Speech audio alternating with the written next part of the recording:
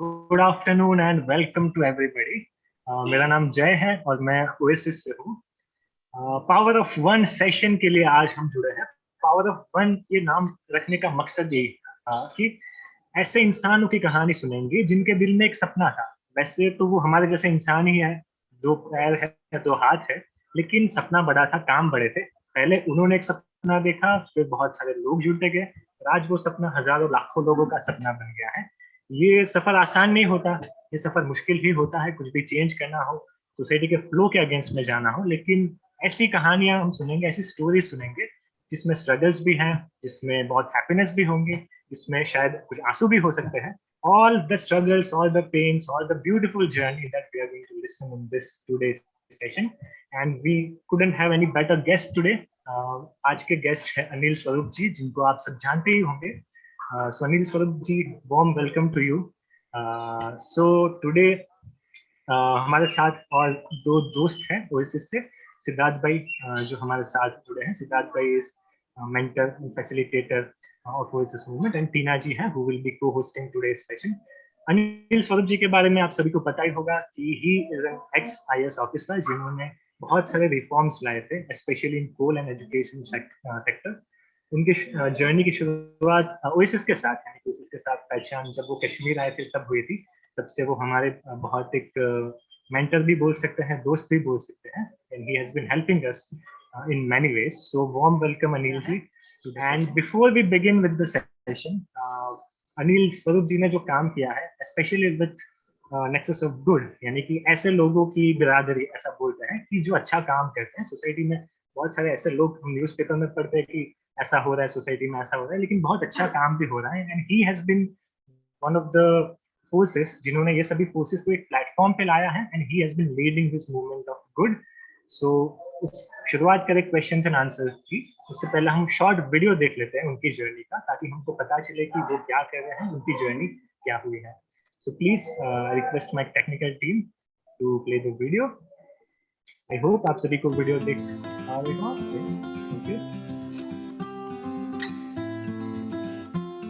You know, my approach is that there's so much good work that is happening in and around where we exist, but we don't tend to notice the good work. So what is happening is all the negativity that is going around gets absorbed by us, and we also tend to become negative. So the idea here is to first locate, identify, and replicate the good work that is happening. For that, as I said, it is essential to locate it, recognize it, tell others. Let people start believing that good work can be done because it is being done. And once that happens, people start doing more and more good work. And that's how the nexus will grow. And when the nexus will grow, people will start believing in themselves, believing in the good work that they're doing, believing in telling others that good work is happening, and goodness will spread.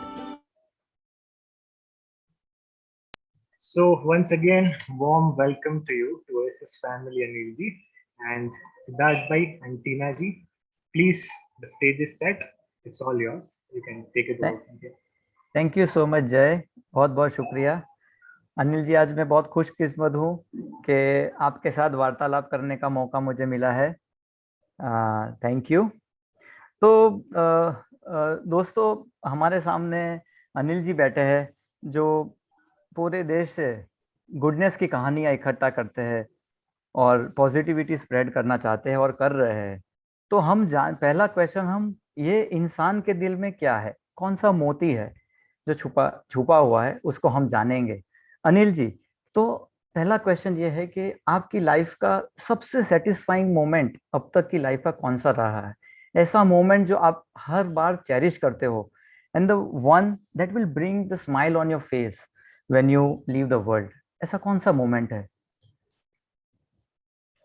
Hello sir, आप unmute कीजिए। सबसे पहले तो बहुत बहुत शुक्रिया कि आपने हमें आमंत्रित किया चर्चा के लिए। देखिए, एक मोमेंट या ऐसा मौका सिर्फ फिल्मों में होता है। एक मोमेंट आया, आदमी परिवर्तित हो गया। सामान्य रूप से कई मोमेंट्स होते हैं जो इकट्ठा करके एक आदमी की प्रकृति को बनाते हैं, उसकी पर्सनालिटी को बनाते हैं या उसको इन्फ्लुएंस करते हैं। इसी प्रकार मेरे जीवन में भी कई ऐसे मौके आए जो मुझे आज भी उनका चिंतन करके उनको जब मैं सोचता हूं तो प्रफुल्लित महसूस करता हूं। एक प्रकरण आपको बताना चाहूंगा, उससे आभास मिल जाएगा किस प्रकार के मौके थे। अपनी पुस्तक ethical dilemmas of a civil servant में मैं उनको भारत रत्न मोमेंट्स कहता हूं। ये मोमेंट्स ऐसे थे जो इतना प्रफुल्लित हुआ जैसे अगर मुझे भारत रत्न मिलता तो शायद उतना प्रफुल्लित नहीं होता। ओके। ये मैं एक योजना चला रहा था, राष्ट्रीय स्वास्थ्य बीमा योजना। हम्म। इस योजना के तहत गरीबी की रेखा से नीचे जीवन यापन करने वालों को मुफ्त इलाज किसी भी हॉस्पिटल जो पैनल था उसमें मिलता। करेक्ट। तो आरंभ में तो इस योजना में थोड़ी कठिनाई आई, लेकिन फिर ये योजना चल निकली और इसका विश्व में काफी इसकी ख्याति प्राप्त हुई। ILO और UNDP ने इसको विश्व की जो सर्वश्रेष्ठ योजनाएं हैं उनमें से एक को माना। वर्ल्ड बैंक ने इसको बहुत तारीफ की। इसी मध्य बैरक ओबामा बने राष्ट्रपति USA के, तो उनके एक एडवाइजर का मेरे पास फोन आया और उन्होंने ये रिक्वेस्ट की कि मैं USA आकर अपनी इस बीमा योजना पर प्रस्तुतिकरण करूं। ओके।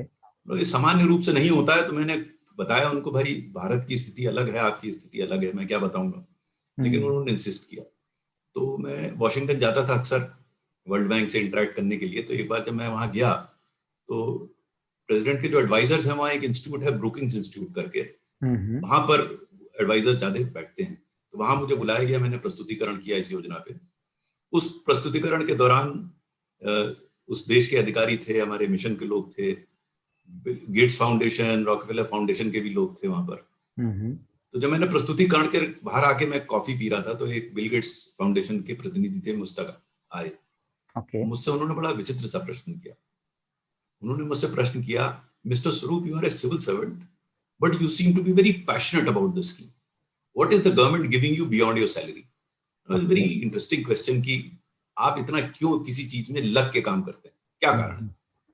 तो मैंने उनके प्रश्न का उत्तर तो नहीं दिया, एक प्रश्न उनसे पूछ डाला। मैंने उनसे पूछा कि गेट्स फाउंडेशन इतने गरीब देशों को, गरीब लोगों को इतने मिलियंस ऑफ डॉलर्स देती है, आपको आप क्यों करते हैं? तो उन्होंने कहा कि that is our job, but more than that we derive a lot of satisfaction out of helping the poorest of the poor. Okay. So I told them, you have answered your own question. This scheme, Rashtriya Swasthya Bima Yojana, is meant for the poorest of the poor, many of whom would have been dead but for this scheme. So the good wishes of those people that survived and their families come back to me somehow, anyhow. That's good enough a kick for me to do what I'm using this word kick. Yes. I've used this word kick. And then I narrated an incident to illustrate what I was saying. Okay. Under this scheme, some small hospitals were empaneled, not Apollos and Maxes, but small hospitals, where these poor patients used to be treated.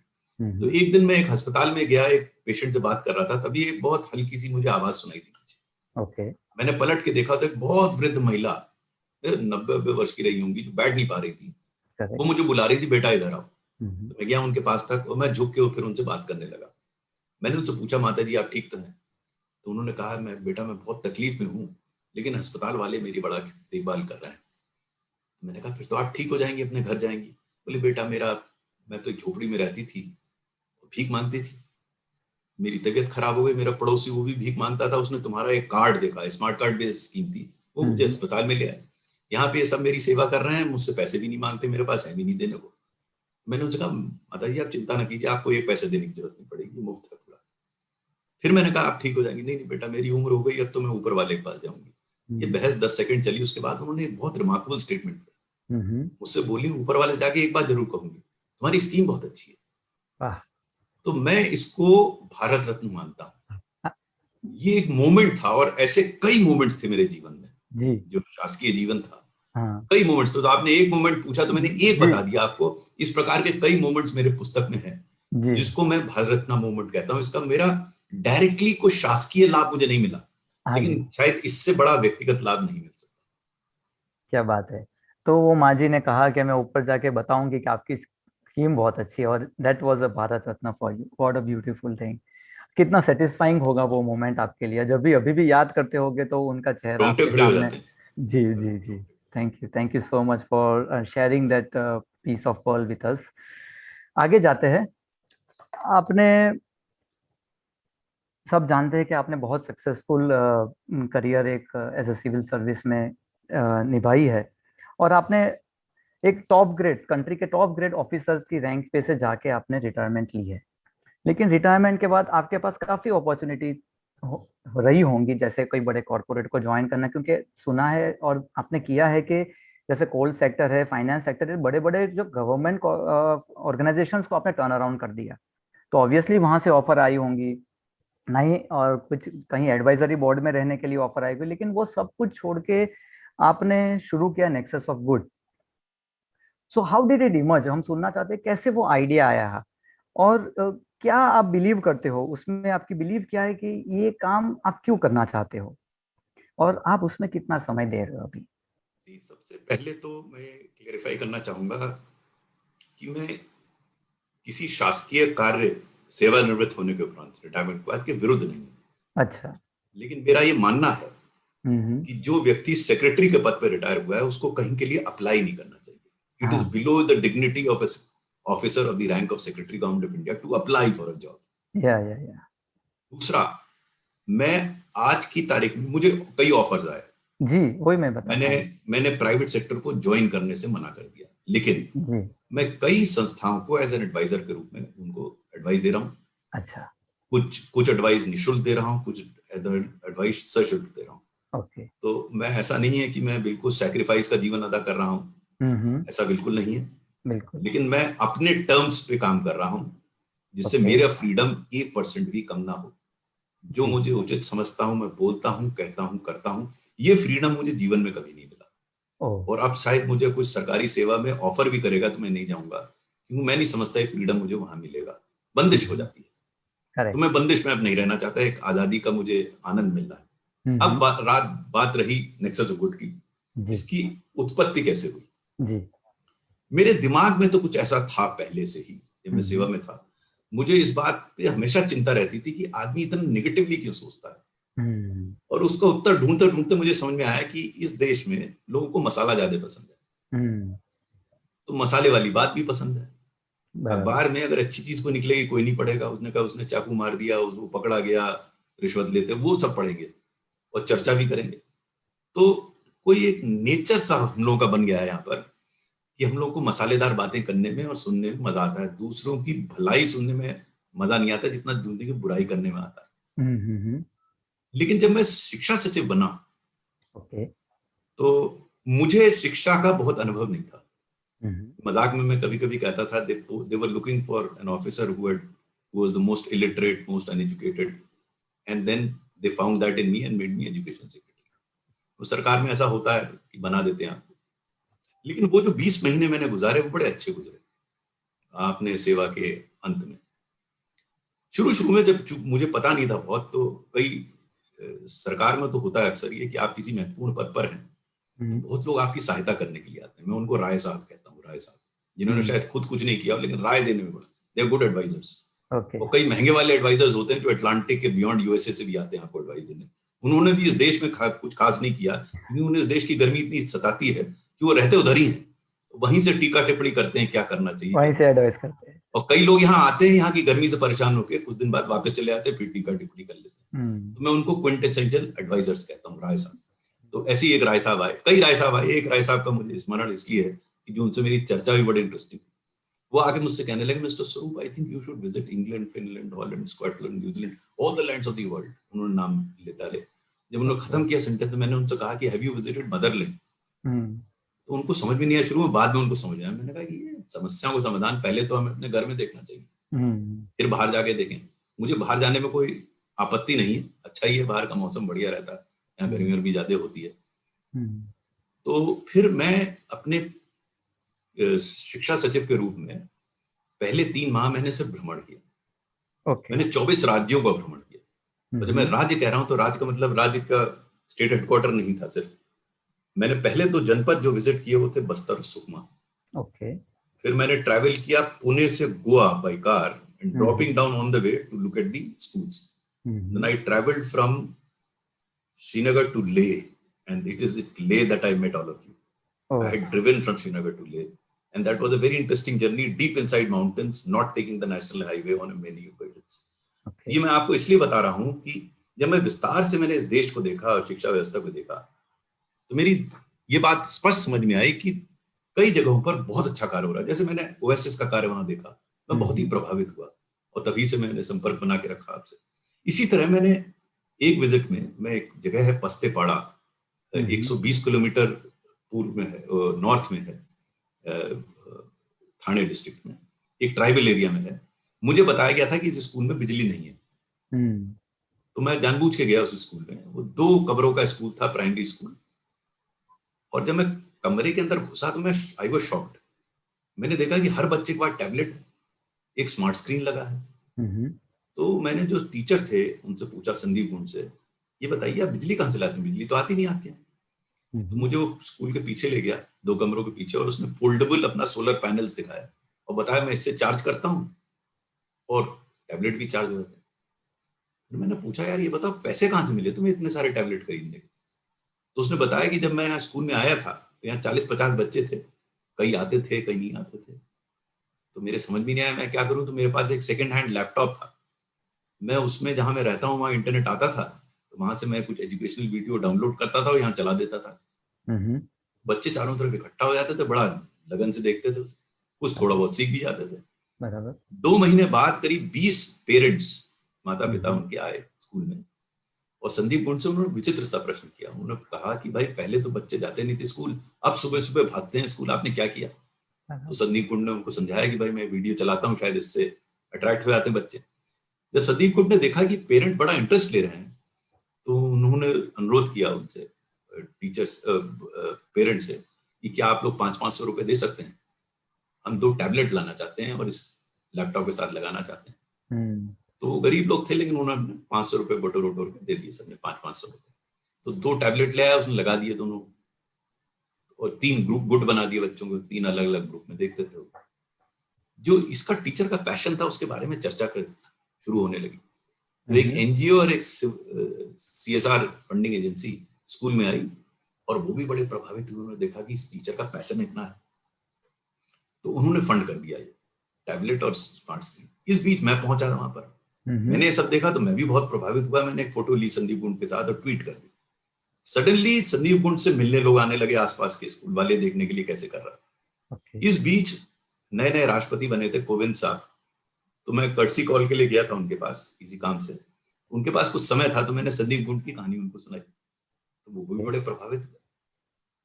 तो मैंने उनसे पूछा, आप क्या मिलना चाहेंगे संदीप गुण से? बोले हाँ, क्यों नहीं। मैंने संदीप गुण को दिल्ली बुला लिया और उसकी भेंट हुई प्रेसिडेंट ऑफ इंडिया से, फोटो खींची गई, ट्वीट हुआ। सडनली संदीप गुण became a national hero.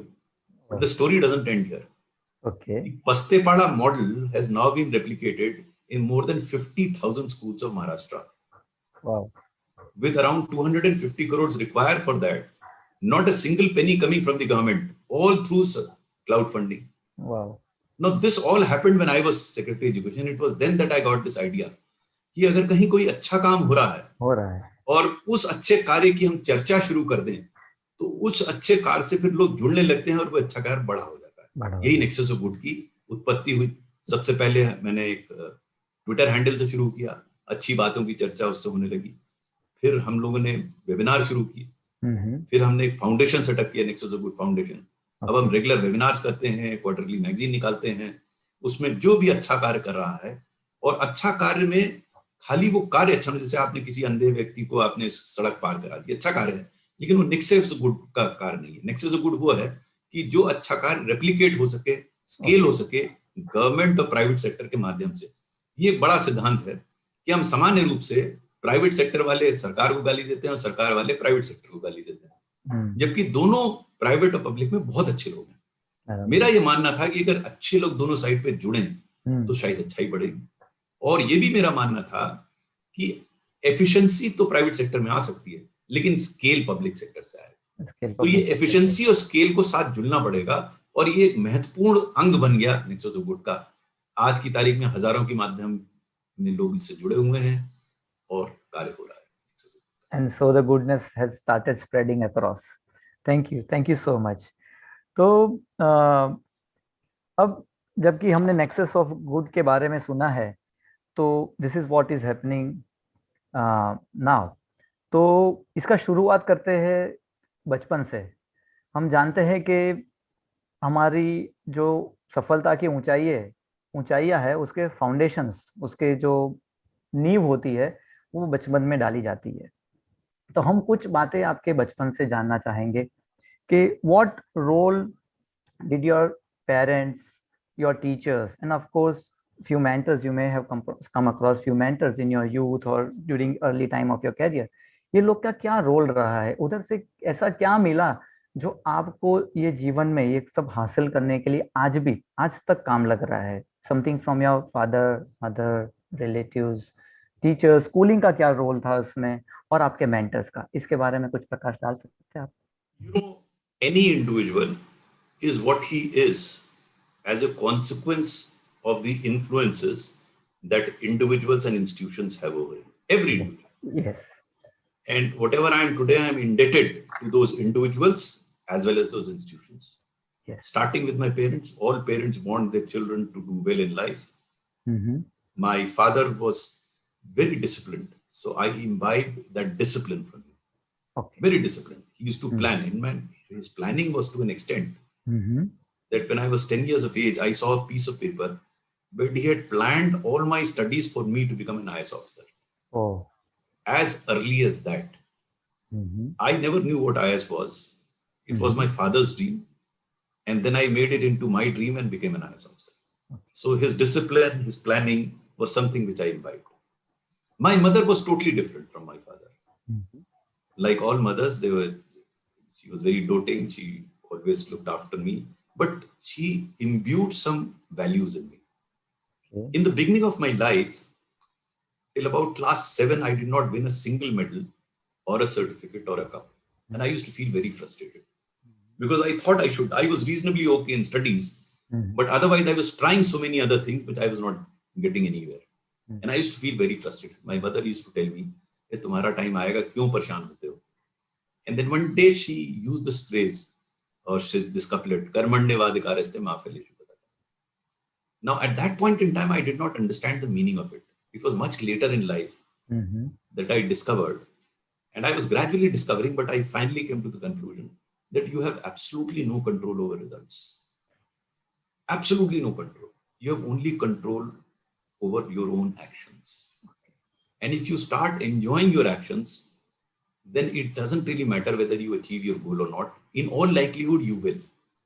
But even if you don't, you would have enjoyed the journey. So the necessity or need or the importance of the journey dawned on me over a period of time, and I owe it to my mother. Of course, all mothers take care of the children, and they're all very fond of the children. So that I'm not saying. But more than that, these were the values that were imbued in me. My school was primarily responsible for me for evolving as a person who could become an all-rounder. It was there I started playing almost every game. And I did reasonably well in most of the games. Later on, I started winning medals and cups also. Then I got into cultural activities. I started singing a bit. Of course, now I enjoy composing a bit of music. It all, at that point in time, started imbued in me. My mother ran a music school for a long time. Of course, we could never learn formal music. But I got those initiation into music from my mother. So I loved music in a number of ways. Apart from singing and writing, composing, I enjoyed music as well, listening to good music. Of course, not the hard classical variety which my mother would have wanted me to, but I enjoyed music. So I got interested in music. Then I got into debating. I got into dramatics. I used to write plays. I used to act in them. I used to direct them. So the school and colleges were responsible for making me into a rounded personality. And my teachers had a very important role to play. My principal of Colvin Taludar's College, late Mr. Rachel Dutt, he taught me how to play tennis. And then I became the captain of the tennis team in the school. I was taught very late. I was taught in class 11. And in class 12, I had become reasonably good to become captain of the team. So all these people, my teachers like Mr. Biren Shankar, he's also no more. He taught me mathematics.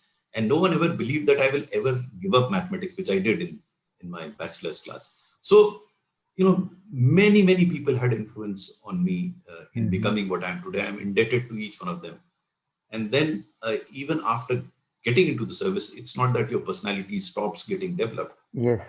You are influenced by your family. You are influenced by your colleagues. So if you read my book, Ethical Dilemmas of a Civil Servant, I mentioned a number of people who I owe my existence to today. The number of outstanding friends that I have. I mean, I'm really proud of them. One incident is narrated in my book. I was competing with another student in class 10. We were competitors, first and second positions. And in the board exams, class 10 board exams, I remember I fell ill. Now, this guy who I was competing with on top 2 positions used to come and pick me up on his bicycle and take me to the examination hall. I was competing with him. Now, what could be better than that? We were competing like nobody's business, Yeah. First or second, either I came first or he came. And yet, when the final examinations came, he every day picked me up from my place and took me to the examination hall and brought me back. Detoured and brought me back. So these persons influenced my existence. So many of them, I owe my existence to a number of people. Yes. So these were a few of them, and thank you so much. जैसे हर success के पीछे बचपन में ही foundation डाला जाता है और ऐसे ही कहानी आगे बढ़ती है। अनिल जी, मैंने आपकी जैसे आज भी आपने मेंशन किया किक के बारे में, किक जब आपने शेयर किया कि नेक्सस ऑफ गुड में आपको क्या अच्छा लगा, क्या किक लगा, तो आप कहते हैं कि हर बंदे को, हर यूथ को भी पैशन होना चाहिए, you should pursue your passion. तो आपको पहला किक कब लगा? जैसे आपने सर्विस ज्वाइन की, which was that thing that clicked you कि ये मुझे करना है, this is something that gives you a kick initial time of your service? See, I in retrospect, I am trying to define it as kick. Yeah. It was in retrospect, but at that point in time, I liked that moment. The first of that moment came when I was a sub-divisional magistrate in a district called Hardoi. It was 1984. Unfortunately, that year, Mrs. Indira Gandhi got assassinated. And as a consequence of which, there was a lot of problem in the district. Members of the ruling party were harassing members of some minority community, indulging in arson. So the dilemma I faced was that how should I take action against this powerful MLA of the ruling party who was behind all that. Finally, I decided to make out a National Security Act case against him. Okay. It was unthinkable. A ruling party MLA, very powerful at that. But I made out a case and sent it to the district magistrate. This MLA got to know of it, and of course he went to the state headquarters, Lucknow, and complained against me. So I was summoned to Lucknow to explain my conduct. I was a bit shocked. I thought I had done the right thing, but I was being asked to explain my conduct. But still I explained. And then it was suggested to me that I should withdraw the file. I politely refused that I would not withdraw the file. Sure enough, when I returned to Hardoi, I was transferred out. I was quite distraught. I felt let down by the government. I thought I was doing the right thing. But in those days, we used to travel by train. The day of my departure from Hardoi, on the city station of Hardoi, there was not a place where you could put your foot. Almost the entire city of Hardoi had descended at the station to bid me farewell, a teary farewell. Okay. I felt thrilled because I thought I had done something good for that subdivision, for all these people to come and say bye to me and feel sad about my transfer from that place. Okay. So that was the first occasion where I felt that I may have been wronged by the government, but here are people who are saying thank you to you. Okay. और तो ऐसे incident से माने then I think आपने that brought more conviction in you to stand by the truth, correct? You evolve as an individual. Yeah. Initially, you are not very sure about the decisions that you take. Initially, you are not very convinced about what you are doing. Initially, you start feeling bad about the immediate consequences of what you're doing. But as you go along, you start discovering that immediate reaction may be different, but in the long run, it pays. And that is how you start maturing in your career. So in this particular case, I was transferred out, but go 8 years down the line when I was district magistrate of a district called Lakhimpur Kheri. The Ram Janmabhoomi agitation was going on. The situation was very tense. Okay. But fortunately, in our district, it was fine. But as luck would have it, a person was murdered in the district. and the district president of the ruling party wanted to take out a funeral procession. Okay. And I was certain that if that procession is allowed to be taken, then there would be communal riot in the district. So I tried to persuade this president, but he said no. So we had no option but to arrest him. Now, arresting the district president of a ruling party is not the done thing. Yeah. So I was mentally prepared to get transferred. In the evening, sure enough, the chief minister rang me up. He asked me, why have you arrested my president of the district? So I explained to him. He didn't appear satisfied. Then he asked me, क्या किया जाए? I told him, sir, अगर उनको छोड़ेंगे हम अभी तो बवाल हो जाएगा यहाँ पे, और सरकार आपकी है और आप सरकार की बदनामी होगी. Then he asked me again. He was getting a bit agitated. क्या किया जाए? मैंने कहा साहब या तो आप बात कीजिए, नहीं तो कोई और आदमी बात करे, उनको समझाए कि साहब प्रोसेशन निकालना उचित नहीं होगा. So he didn't appear very satisfied. Still, he kept the phone down. So I told my wife, as per my past experience, I'll be transferred out. Next morning, I was informed that that gentleman did not want to take out the procession. So obviously, I released him. 2 months down the line, the same chief minister who appeared to be annoyed awarded me as one of the best collectors of DMs in the state. Now, the action taken by me in Hardoi and Lakhimpur Kheri were exactly the same. But in one case, I was so to say penalized. In another case, I was awarded. Again, karmanyevadikaraste ma phir bhi pata. I did what I thought was right. Results, I don't know in some cases. Leave the results. Yeah. फल की चिंता मत कर, कर्म किए जा. Thank you so much. So now we move forward. आप जैसे आपने अभी एग्जाम्पल बताया कि आप काफी निर्भय है और स्ट्रेट फॉरवर्ड इंसान है, जो सोचते हैं वही बोलते हैं. You are the person who speaks your mind out. तो ऐसा कोई इंसिडेंट है जहाँ कोई भय ने, कोई शंका ने आपको घेर लिया हो? ऐसा कोई मोमेंट जहाँ आपको कुछ डाउट होने लगा हो, you wanted to give up, और कैसे डील किया आपने ऐसी मोमेंट के? नहीं, कई ऐसे, एक नहीं कई ऐसे मौके आए. लेकिन मुझे हर्ष है कि मैंने जो ठीक समझा वो मालूम नहीं ठीक था या नहीं था. मैं अपनी पुस्तक में भी कहता हूँ कि मैंने उस समय जो ठीक समझा किया. आज शायद हो सकता है ना करता अगर वो बात होती. मैंने लेकिन किया. मैं सचिव हॉर्टिकल्चर बन के गया था दिल्ली में स्टिंट के बाद.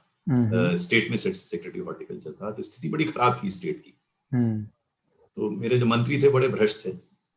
करेक्ट. उन्होंने एक आदेश मुझे भेजा और उस ऑर्डर में उन्होंने लिखा कि एक पर्टिकुलर डिप्टी डायरेक्टर को आप सस्पेंड कर दीजिए. कोई कारण नहीं दिया. तो मैंने उनको फोन मिला के पूछा, सर आपने इनको सस्पेंड करने को कहा है, जो कि अधिकृत थे. He had the power to suspend a deputy director. It was not an illegal order. It was a legal order. But since no reason was given, I spoke to him. I asked him, sir, क्या कारण है? तो उन्होंने कहा वो मुझसे मिलने नहीं आया. मैंने कहा सर ये बड़ी छोटी चीज है, मैं उससे कहता हूँ आपसे मिल लेगा. तो उन्होंने कुछ कहा नहीं, फोन रख दिया. तो मैंने इस अधिकारी के बारे में मालूम किया है, कैसा है. तो मालूम पड़ा बड़ा अच्छा अधिकारी है, ऑनेस्ट है, एफिशिएंट है. फिर मैंने उस अधिकारी से बात की. मैंने कहा यार ये बताओ, तुम मंत्री बड़े नाराज हैं तुमसे, तुम्हें सस्पेंड करने को कह रहे हैं, तुम मिलने क्यों नहीं गए? तो उसने कहा सर मैं उनसे कई बार मिल चुका हूँ, लेकिन जैसे वो मिलना चाह रहे हैं मैं नहीं मिल पा रहा. मैंने अपनी पुस्तक में 3 प्रकार के भ्रष्टाचार बताए हैं: नजराना, शुक्राना, जबराना. तो अब समय के अभाव में उस पर विस्तार से नहीं बता रहा हूँ, लेकिन ये नजराना का उदाहरण था कि मंत्री एक्सपेक्ट करते थे कि जो उनसे मिलने जाए कुछ उनको सेवा में नजराना लेके जाए, नजराने के रूप में रखे. ये देने को तैयार नहीं था, क्योंकि कहता सर मेरे पास ना पैसा है ना मैं दे पाऊंगा. तो अब मेरे लिए बड़ा विचित्र डिलेमा था कि एक लेजिटिमेट ऑर्डर है मिनिस्टर का और एक अच्छा अधिकारी है. इस अधिकारी को कैसे बताऊं? मुझे याद है कि जब आप बहुत ज्यादा दुविधा में होते हैं, मैं बहुत परेशान था, तो आप कवि बन जाते. तो मैंने एक कविता लिख डाली उससे और अपनी समस्या राम की झोली में डाल दी. संशय नहीं मन में तेरी सृष्टि में या तुझ में, तू ही तू मेरे मन में समाया, सब कुछ मैंने तुझसे है पाया. फिर भी स्तब्ध हूं, व्याकुल हूं, अशांत हूं, शायद अनजान हूं. क्या यही जीवन है? जो पापी है, दुराचारी है, क्यों जीत रहा निरंतर? स्पष्ट करो, अभिव्यक्त करो, कुछ तो करो मेरे राम. तो मैंने वेदना राम की झोली में डाल दी. लेकिन क्या है कि अगर आप पॉजिटिव हैं, ऑप्टिमिस्टिक हैं, तो आपको उत्तर भी मिलेगा. उत्तर भी मिला मुझे तुरंत. 24 घंटे के अंदर ही उत्तर मिल गया मुझे. समय रुका नहीं, हम क्यों ठहर गए? समय रुका नहीं, हम क्यों ठहर गए, अभी तो हम चले भी नहीं, फिर क्यों थक गए। उठो पथिक, उठो पथिक, मत भ्रमित हो, धूमिल अंधियारे में श्रेष्ठ वही जो घिरा नहीं हो क्षणिक निराशा में। जागो जगाओ, मन मत बहलाओ, एक मसीहा तुम भी बन जाओ। ये पंक्तियां मैंने अपनी पुस्तक ethical dilemmas of civil servant में भी दर्शाई है। तो मैं यदि समझ में नहीं आ रहा था मैं क्या करूं, तो मैंने चीफ सेक्रेटरी से बात की। यूपी में एक व्यवस्था है कि if you disagree with your minister you can route the file to the chief secretary. Then I spoke to the chief secretary, I explained the whole situation to him. Then he asked me कि file मुझे भेज दो, फिर देखते हैं। He was fairly convinced, but he didn't know what will ultimately happen. But I thought I'll buy some time and send the file to him. Now this minister was quite a rascal. He did not speak to the chief secretary. He went and spoke to the chief minister. Now I don't know what happened between the chief minister and the minister, but I was transferred out. So since I was transferred out, the chief secretary called me. He said, "यार देखो उस अधिकारी को बचाने के चक्कर में तुम्हारा ट्रांसफर हो गया." आपका ट्रांसफर हो गया। No, by this time I had matured and understood the implication of a transfer. So I told the chief secretary, "Sir, why are you bothered? For a civil servant, transfer is like death. It is inevitable. Sir जो होना है उसके लिए परेशान क्या होना, हो जान दीजिए। और फिर भी सर मैं हिंदू फिलॉसफी में विश्वास करता हूँ, मेरा पुनर्जन्म तो होगा ना, I'll be reborn. You'll post me somewhere. I'll continue to do my work. Why are you worried?" तो हंसने लगे। तो मैं आपको ये दृष्टांत इसलिए बता रहा हूं कि परिस्थितियां तो अपने आप में बनती हैं, उसका आप कुछ नहीं कर सकते। करेक्ट। आपका नजरिया क्या है उसका आप बहुत कुछ कर सकते हैं, बहुत कुछ। आप उस परिस्थितियों को कैसे देख रहे हैं ये पूर्णतः आप पे निर्भर करता है, दूसरे पे नहीं निर्भर करता। करेक्ट। तो आपको अपने आप में परिवर्तन लाना है। मेरी पुस्तक ethical dilemmas of civil servant के अंतिम जो 2 पंक्तियां हैं वो है, खुदी को कर बुलंद इतना कि हर तकदीर से पहले खुदा बंदे से खुद पूछे बता तेरी रजा क्या है। रजा क्या है। So evolve as an individual to be reckoned with. तो मिनिस्टर को जो करना था किया, जो मैंने ठीक समझा मैंने किया। अल्टीमेटली रिजल्ट हमारे हाथ में है नहीं, तो मैंने जो ठीक समझा किया। लेकिन ओवर ए पीरियड टाइम फिर ये रेपुटेशन बन गई कि ये अधिकारी अपने अधिकारी अगर सही होते हैं तो उनकी फिर सहायता करता है, हेल्प करता है, प्रोटेक्ट करता है। उससे मुझे बड़ा लाभ हुआ। आने वाले समय में मुझे अधिकारियों का पूरा सहयोग प्राप्त हुआ, अपने साथियों का सहयोग प्राप्त हुआ, जिसका क्रेडिट तो मुझे बहुत मिल गया, लेकिन मेरा ख्याल काम सब उन, मैं ऐसे अक्सर कहता हूं कि I did all the talking and they did all the walking. और रिटायरमेंट के बाद भी मैं देखता हूं कि किसी भी अधिकारी जिसने मेरे साथ काम किया, मैं किसी वजह से किसी चीज के लिए फोन करो तुरंत उनका जवाब आता है, तुरंत वो प्रयास करते हैं। यही मेरी कमाई है। क्या बात है। तो फ्रेंड्स, अनिल जी ने हम लोग को इतना सुंदर बताया कि हम परिस्थिति नहीं बदल सकते, हमारे साथ क्या हो रहा है ना उस पर हमारा कंट्रोल भी नहीं है, हम उसको बदल भी नहीं सकते, लेकिन हम उसको किस तरह देखेंगे, हम उसको डील कैसे करेंगे, वो पूरी हमारी फ्रीडम है। और वही बात उन्होंने बताई। एक ये सवाल के ऊपर से अनिल जी ऐसा सवाल आता है कि आपने तो एक्सेप्ट कर लिया कि transfer is like ultimate truth for a civil service, लेकिन इतनी जिम्मेदारियों आपके ओहदे की भी थी, तो आप वर्क और पर्सनल लाइफ बैलेंस कैसे करते थे, कैसे ट्यून अप फैमिली होता था ऐसी ट्रांसफर से या ऐसे इंसिडेंट से? फैमिली ने बहुत झेला। हाँ जी, ये सही बात है। मतलब मैंने शायद उतना प्रयास भी नहीं किया बैलेंस करने का। मैं अपना सरकारी काम में लगा रहता था, तो सब दुख उन्होंने सहे। अच्छा। तो मैं मानता हूँ इस बात को, शायद वो जो बैलेंस होना चाहिए था वो बैलेंस मैं नहीं बना पाया। ओके। मैं सरकारी कार्य में टोटली लगा हुआ था, मुझे बड़ा मजा आ रहा था, मजा आता था काम करने में, और शायद जितना समय मुझे अपने परिवार को देना चाहिए था वो मैंने नहीं। ठीक है, thank you for sharing that. और सही में फैमिली ने of course every success is shared by the lot of people, it's not one person, like वो टॉप पे होता है लेकिन उसके पीछे नीचे पूरा पिरामिड होता है, and of course your family is one of that, and